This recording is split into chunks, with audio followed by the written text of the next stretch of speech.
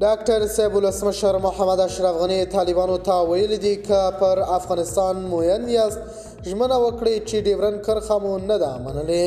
ښاغلي غني طالبانو ته ویلي که په رښتیا تاسو دومره له افغان حکومت افغانانو سره مینه لرئ نو ډیورنډ کرښه مه منئ.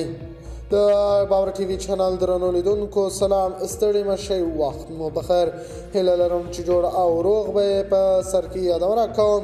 که باور ټي وي چینل مو نوي سبسکرایب کړی د نورو تازه خبرونو لپاره باور ټي وي چینل سبسکرایب کړئ.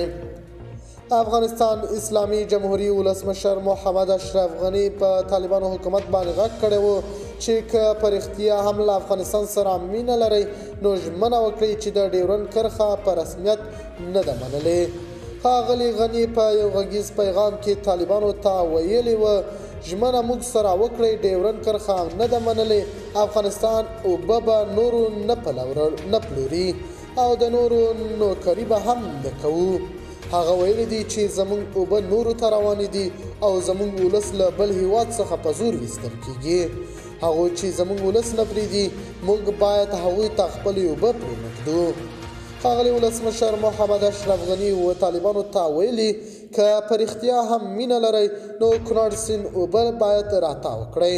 دا د ټول افغان ولس غږ دی او افغان ولس هم دې ته لیواله دی چې دغه اوبه له پاکستان حکومت څخه راتاوې کړل شي او ډیرو سیاسي مشرانو او تجارانو او نورو داسې قوي خلکو دغه وړاندیزونه کړي دي چې موږ به په کنړ سیند کې ډیره مرسته وکړو. نو له طالبانو حکومت څخه مې غوښتنه دا ده چې باید کنړ سیند اوبه راتاوې کړل شي.